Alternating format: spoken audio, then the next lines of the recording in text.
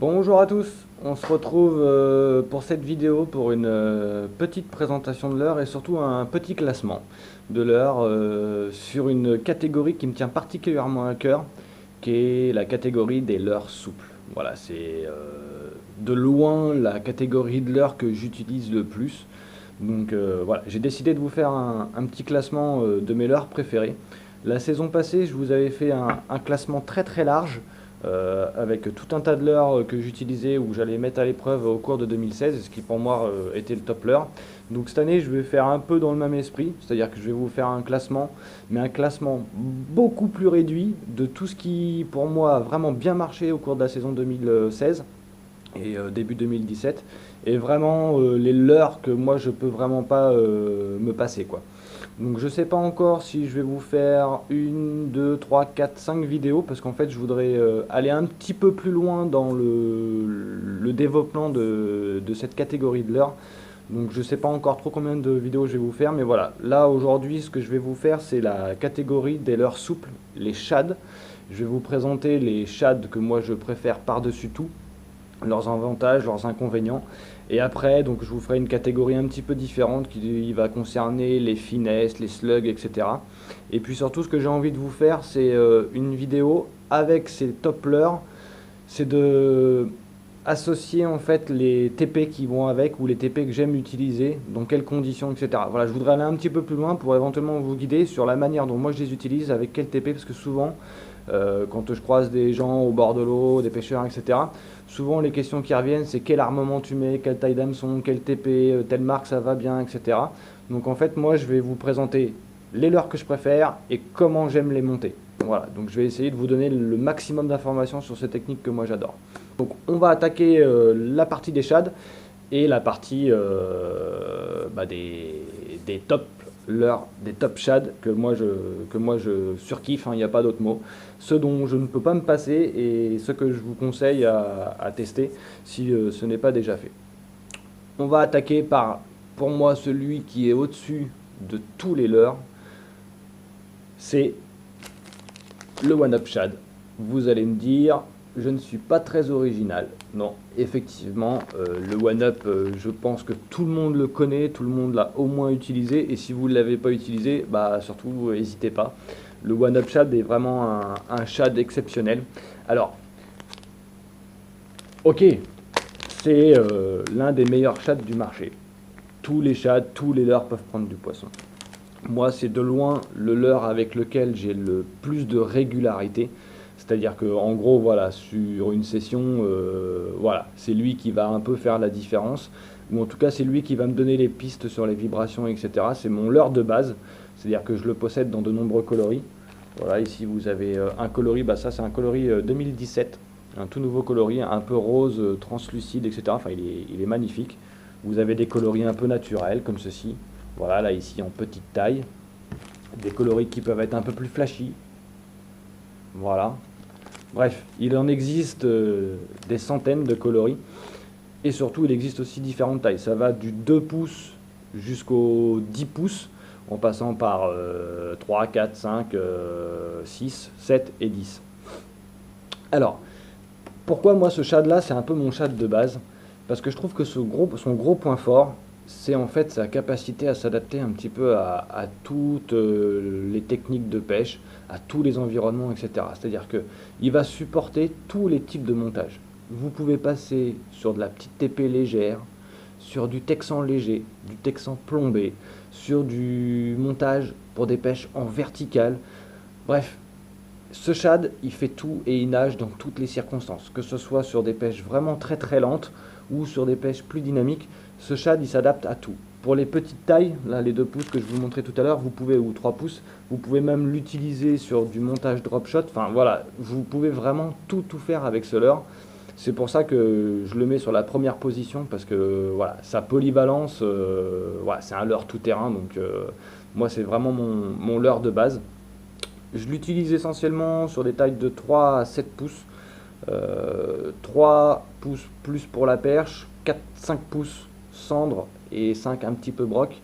Et puis du coup pour le broc, je vais vraiment utiliser vraiment quand la pêche est difficile sur des petits leurres, quand on est en période estivale par exemple, où ils sont sur des petites proies, je vais l'utiliser en taille 5 pouces. Mais par contre c'est vrai qu'en période hivernale, je passe rapidement sur le 7 pouces pour sélectionner un peu la taille des poissons. Voilà, donc le One-Up, vraiment pour moi, au-dessus du lot. Il y en a qui diront qu'il est fragile, etc. Je le trouve pas forcément plus fragile qu'un leurre avec une matière vraiment souple comme ça. On voit, hein, il nage dans tous les sens, hein, il est vraiment très très souple. Je dirais qu'il faut vraiment prendre soin à bien le monter sur sa TP. Et s'il est bien monté sur le TP, ce qu'on nous demande à un leurre, c'est de prendre du poisson. Et personnellement, si je prends un poisson qui m'éclate le leurre, pour moi ça n'a pas d'importance, il a fait son poisson. Donc voilà, je préfère avoir peut-être des leurres un peu plus fragiles, qui vont peut-être me déclencher plus de touches, certes fragiles, mais ce qui va m'intéresser c'est d'avoir plus de touches. Donc voilà, moi le One-Up vraiment, voilà, encore une fois pas très original, mais vraiment au-dessus du lot pour moi. Voilà, le One-Up que moi j'utilise en toutes circonstances. Je peux pas partir à la pêche sans avoir un paquet de One-Up avec moi, c'est au-delà de mes possibilités. Voilà, le One-Up,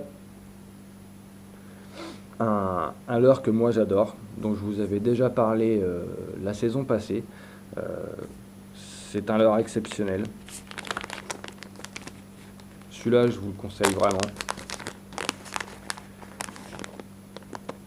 C'est le Bakouri de chez Madness. Voilà, Bakouri de chez Madness. Alors, comme vous pouvez le voir, j'ai même pas besoin de vous dire s'il est souple ou pas. Voilà, j'ai juste à faire ça pour vous montrer à quel point le leurre est souple. Il est d'une souplesse extrême. Il est gras, c'est-à-dire que c'est pareil, comme le One-Up, c'est vrai que je ne l'ai pas précisé, ils sont gavés d'attractants, le Trump, et puis pour le Bakouri, c'est la formule Bakouri. Voilà, comme vous pouvez le voir, extrême souplesse, des coloris qui sont juste magnifiques.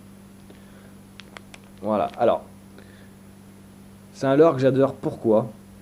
Justement pour sa souplesse. Son petit paddle, vous pouvez le voir, le paddle est relativement fin. En fait, c'est un leurre assez effilé qui va avoir pour avantage en fait de produire des vibrations très douces dans l'eau. C'est-à-dire que contrairement par exemple au One-Up qui est plutôt considéré comme un leurre qui bat fort, ce leurre-là, lui, va au contraire faire des vibrations très très fines et va avoir un cadre d'utilisation différent des deux leurres par exemple que j'ai pu vous présenter avant. C'est-à-dire que par exemple si la pêche devient compliquée, si les poissons sont peu mordeurs, etc., ils sont peut-être focalisés tout simplement sur des vibrations faibles ou plus méfiants parce que surpêche, etc. Et ce leurre-là va pouvoir justement produire des vibrations très douces qui peut rendre le poisson un peu moins méfiant. Donc moi c'est un leurre que j'utilise dans un peu dans toutes les circonstances, que j'ai toujours avec moi pour les sessions vraiment difficiles. Donc voilà, le Madness Madness Bakouri est vraiment exceptionnel. Moi je l'ai toujours, surtout sur les pêches de cendre. Les pêches de cendre, moi je l'utilise quasiment tout le temps sur les pêches de cendre. En termes d'utilisation, pareil, il supporte pas mal de montage. Je l'ai testé sur un montage texan. Bon, c'est pas son terrain de jeu, alors forcément il vibre et tout, hein, ça nage tout seul, dès que ça tombe dans l'eau, ça nage. Maintenant, la fragilité, parce que ça reste un leurre quand même très fragile, on le voit à la matière, ça reste un leurre fragile, donc il est vraiment très important de bien soigner le montage sur la TP. C'est-à-dire que si vous vous ratez au premier enfilage de votre TP, votre leurre va vraiment être fatigué, il va s'attacher de votre tête plombée. Ça peut être intéressant aussi de les coller sur la TP de manière à bien garder le leurre sur la TP. Voilà, un leurre fragile, certes, mais un leurre exceptionnel. Enfin, celui-là, je ne peux que vous le conseiller. Voilà, je sais que j'ai quelques copains sur Facebook, sur YouTube qui l'utilisent également. Enfin voilà, c'est vraiment un leurre exceptionnel, avec des coloris qui sont juste magnifiques. Vous voyez, là, vous avez un coloris très naturel. Celui-là, c'est pareil, je vous le conseille, hein. C'est le Bronn, je crois, qu'il s'appelle. C'est une tuerie, hein, sur des couleurs d'eau très claires. Un coloris hyper naturel comme ça fonctionne super bien sur le cendre. Vous avez aussi le Hayu. Le Hayu qui fonctionne très bien sur des teintes d'eau un peu plus piquées. Voilà, puis sur le cendre, le Hayu ou le vert est quand même assez réputé. Et puis vous l'avez en différentes tailles. Donc là c'est la taille 110. Mais vous voyez, le leurre reste quand même assez fin pour une taille 110. Et puis alors là, faut pas avoir peur, on le verra, j'en parlerai quand je vous présenterai les montages avec lesquels je l'utilise. Surtout, il faut vraiment pas que la hampe de l'hameçon aille trop loin pour garder toute la souplesse du leurre. Je peux vous garantir, hein, si un cendre vient le gober, la matière est tellement souple que le leurre se replie dans la gueule du poisson. Donc vraiment, ce qu'il faut sur ce leurre, c'est garder sa souplesse et en profiter un maximum. Celui-là, je le mets dans le classement juste derrière le One Up, justement parce il a je dirais un champ d'action qui est légèrement différent du One Up. Par exemple, typiquement, ce leurre va être très bien sur des zones de calme ou d'amorti, ou sur des étangs, des plans d'eau, etc., où justement la pêche peut être difficile. Voilà, ce leurre-là va passer très finement, très discrètement, et est fait pour leurrer les poissons difficiles. Voilà, donc moi je l'adore, je ne peux plus m'en passer non plus. Voilà, le bakuri. Un leurre que j'ai découvert, donc je vous l'avais présenté rapidement dans la vidéo de l'année dernière. C'est un leurre de chez Mars, ou Il maintenant je crois le nom de la marque. C'est le Grish, ou Gresh, je sais pas trop comment on le dit, hein, je vous avoue, je vous mettrai le nom en bas de la vidéo. Donc le voici. Donc là ici, ce dernier il est vendu sur une taille de 4,5 pouces. Donc ça doit faire 10 cm ou 10 cm et demi, quelque chose comme ça, j'ai pas la taille exacte. Alors, moi je l'ai beaucoup testé sur la saison 2016, et comme vous pouvez le voir, bah, aujourd'hui je le mets dans mon top leurre souple shad. Alors pourquoi? D'abord, comme on peut le voir, matière plastique, vous voyez la queue est vraiment très souple et très fine sur le bout. Donc ça veut dire que le paddle va vraiment battre à la moindre sollicitation. Et c'est un leurre qui reste quand même relativement fin. Si on met un One Up à côté, on voit tout de suite que le leurre est légèrement plus volumineux. La tête aussi qui est légèrement plus fine. Moi je l'ai beaucoup utilisé sur des montages en texan. Et j'ai eu beaucoup de résultats avec ce leurre sur les brochets et les perches, et même sur les cendres. En fait, voilà, c'est un leurre qui est pareil, un peu dans le même esprit que le One Up, assez polyvalent. En revanche, il a une caudale, je vais vous montrer les deux. Il a une caudale qui lui est légèrement différente, c'est-à-dire qu'elle est un peu plus, si celle de One Up est plus arrondie, celle-ci fait un peu plus carré. Du coup, les vibrations sont légèrement différentes. C'est-à-dire que pour un leurre qui va être plus fin, vous allez un leurre qui va envoyer des vibrations légèrement plus fortes. En revanche, il ne va pas avoir la nage un petit peu dodue, si je puis dire, du One Up. Donc une présentation légèrement différente. Il va très bien pareil en termes de polyvalence, comme je l'ai dit, sur du texan, là où je l'ai beaucoup utilisé, et puis aussi sur des montages sur des TP verticales ou sur des pêches en linéaire. Donc voilà, un petit leurre légèrement différent que les poissons n'ont pas l'habitude de voir, et qui fonctionne pas mal, ma foi. Il y a même certains jours où il était au-dessus du One Up. Voilà, c'était vraiment inexplicable. Des jours c'était le One Up et le lendemain c'était celui-ci qui allait plus fonctionner. Peut-être sur la manière peut-être en fonction de la taille des proies sur lesquelles les poissons étaient focalisés, et puis peut-être les coloris. On se retrouve ici avec des coloris qui sont un coloris un peu bleuté qui est parfait pour l'été, coloris naturel. Voilà, ici j'aime beaucoup aussi le dos vert, je ne sais pas si vous le voyez bien à travers le paquet, donc peut-être plus dans ce sens là, voilà, le dos vert légèrement pailleté. Celui-là j'ai vraiment eu énormément de résultats avec ce coloris là, beaucoup avec ce coloris là. Et puis il existe également dans des coloris un peu plus flashy. Voilà. Donc le Grish, moi c'est pareil, je peux plus m'en passer, j'ai toujours un ou deux paquets avec moi quand je pars en session. C'est un petit leurre différent qui propose vraiment autre chose aux poissons. Voilà, le Grish.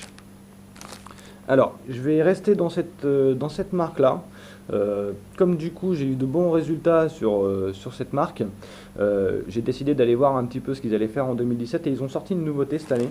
Donc je l'intègre pas dans mon classement, c'est plus à titre informatif. Voilà, ils ont sorti un petit leurre cette année, c'est une petite nouveauté, c'est le Closer Shad.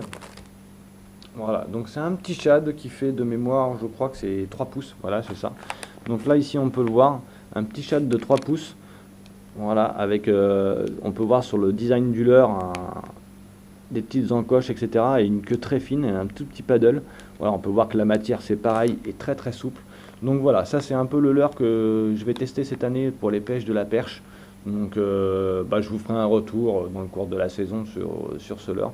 Mais voilà, c'est une petite nouveauté 2017 de chez Mars et je vais me concentrer un petit peu dessus cette année pour pouvoir vous faire un retour plus précis sur l'heure. Mais au visuel comme ça, je l'ai pas fait nager encore, etc. Mais au visuel comme ça, je vous avoue qu'il m'a beaucoup plu. C'est pour ça que j'en ai pris un ou deux paquets, histoire de voir ce que ça allait donner dans l'eau et les résultats qu'elle allait donner. Voilà, on peut voir la matière est assez souple tout en restant assez rigide. Voilà, je pense que ça peut vraiment être un leurre prometteur pour cette année. Voilà, ça c'était un petit aparté, un petit aparté. Il y a un quatrième shad qui pour moi est exceptionnel. J'ai eu beaucoup de résultats en fin d'année dernière avec. Alors il existe en plusieurs tailles, mais par contre là en l'occurrence si pour les autres shads vous pouvez baisser ou monter en taille, vous avez des leurres qui sont simplement plus petits mais c'est les mêmes. Là en l'occurrence c'est un shad qui existe également en différentes tailles mais pour lequel il y a des différences. Je vais vous montrer les deux. Donc c'est un leurre très connu également. C'est le Hasdong Shad. Là, je vais vous en sortir deux. Voilà. Alors, le Hasdong Shad, vous l'avez par exemple ici en version 3 pouces. Et ce qui sort du Hasdong Shad, c'est cette toute petite, minuscule caudale et cette queue très fine qui va produire de toutes petites vibrations. Donc là, par exemple, sur une taille en 3 pouces comme celle-ci, c'est idéal pour la pêche en drop shot ou sur une petite TP linéaire, où vous avez des toutes petites vibrations qui imitent parfaitement un alevin. Donc là, c'est en 3 pouces. Mais cette année, c'est mon coup de cœur de la fin de saison. Ils ont fait une nouvelle taille, qui est la taille 4,2 inch, 4,2 pouces. Ça doit faire 10 cm et quelques aussi. Et en fait, là, on peut le voir, à la différence du 3 pouces, par exemple, là, ici, la caudale est quand même légèrement plus grosse, ce qui fait que la nage est légèrement différente. Alors, ce shad, je l'adore parce il correspond bien à une taille d'une bouchée pour le cendre. En fait, voilà, je le trouve hyper adapté pour la pêche du cendre, avec des yeux, etc. Une définition qui sont hyper réalistes. Ça nage du tonnerre dans tous les types de milieux, avec des coloris qui sont magnifiques, propres à Megabass. On retrouve les coloris qu'on trouve à chaque fois chez les leurres Megabass.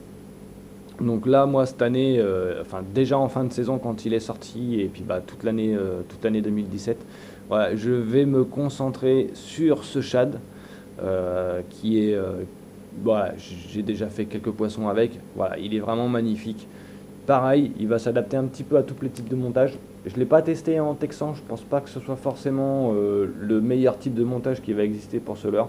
Je pense qu'il va être plus efficace sur des montages avec des TP plus ou moins classiques, en vertical, etc. Où je pense que voilà, la finesse de sa caudale, enfin de la partie ici là, qui amène la caudale, voilà, fait que voilà, on voit il est très mobile.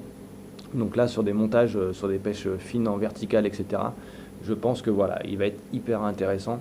Moi, je l'ai testé un peu sur des pêches en linéaire à gratter, c'est là où j'ai fait mes poissons. Donc voilà, je pense que ça va vraiment être son terrain de jeu. Voilà, ça c'était le Hasdong Shad. Pour finir, le dernier shad que j'ai mis dans mon classement, c'est un shad légèrement différent des autres. Pareil, pas très connu non plus, enfin dont on n'entend pas souvent parler. C'est le Knif Backshad de chez Megabass. Donc, alors, pourquoi est-ce que je l'ai mis dans mon classement? Parce que comme on a pu le voir dans les différents types de leurres, je ferai un petit résumé à la fin. Celui-là, il va se démarquer des autres. Il va se démarquer des autres de par sa matière. Bon, vous ne voyez peut-être pas bien la caméra, mais la matière est plus rigide. Là, on voit, c'est un shad déjà qui n'a pas une souplesse extraordinaire, ou si on prend l'exemple du Madness par exemple, là le shad est plus rigide, la matière du shad est plus rigide, plus trapue, plus solide aussi, on voit la matière est vraiment très solide, très costaud, typiquement pour chercher les brochets. Et on peut le voir à la taille de son paddle, le paddle est juste énorme. Et justement, je l'ai sélectionné et je l'ai mis dans mon top leurre pour la traque du brochet que j'ai utilisé un petit peu en fin de saison, là, en période hivernale. Ça reste une taille 5 pouces, donc malgré tout pour le 5 pouces, il est quand même relativement trapu, ça commence déjà à faire une belle bouchée. Et alors, là où il se démarque des autres leurres, c'est que lui, il envoie des vibrations de fou. C'est-à-dire que quand vous le mettez au bout de la canne, Vous le sentez même vibrer dans la canne tellement le paddle fait des vibrations dans l'eau. Donc là, vraiment un shad parfait pour faire du linéaire ou un peu du shad en cranking, pour vraiment brasser énormément d'eau pour essayer de faire réagir les brochets. Alors, je l'ai testé sur des montages texans. Ça fonctionne moyen, ça fonctionne mais difficilement. En fait, il a quand même besoin d'avoir un poids assez fort. Il a besoin d'être plombé un peu plus que les autres leurres. Justement pour pouvoir nager, c'est le poids en fait qui va être sur votre canne et qui est sur la tête du leurre qui va permettre de le faire nager, de le faire couler, de le faire battre à la descente. Voilà, donc c'est vrai que c'est plus à utiliser sur des plans d'eau avec une profondeur, je sais pas, de 2,50 m, 3 m, 4 m, etc. Et plus bien sûr, pour justement au moins lui mettre, je dirais, environ 10 grammes pour que vraiment ça nage super bien. Sur des Texans tout simples, sans plomb ni rien, voilà, il est difficile à faire nager, ou alors il faut une récupération assez rapide. Et du coup, comme on fait une récupération assez rapide, bah, des fois, s'il faut ralentir pour que le poisson puisse le prendre, bah, c'est dommage. Voilà, donc un shad qui va s'utiliser un petit peu dans des situations différentes des autres, justement, et qui va vraiment se démarquer, pas très connu aussi, donc qui peut faire la différence. Là ici c'est un coloris Glow White, un coloris que j'aime bien. Après il y a d'autres coloris, hein. Pareil on retrouve les classiques de chez Megabass. Donc voilà, le Knif pour le brochet en linéaire, voilà. Moi je vous le conseille fortement, c'est un leurre qui brasse énormément d'eau. Donc là c'était un peu toute la diversité des shads dont moi je pourrais pas me passer. Voilà, il y en a plein d'autres, chacun a un peu leurs avantages, encore leurs inconvénients. J'espère un peu vous avoir guidé là-dessus. Et puis bah, moi, soit je vous dis rendez-vous pour la prochaine vidéo pour la partie montage, ou alors, si le temps me le permet, j'enchaîne. Donc en tout état de cause, bah, je vous remercie d'avoir regardé la vidéo. Si ça vous a plu, si vous avez des questions, n'hésitez pas à me les mettre dans les commentaires. Et puis moi, je vous dis à très vite pour une nouvelle vidéo. Allez, ciao tout le monde.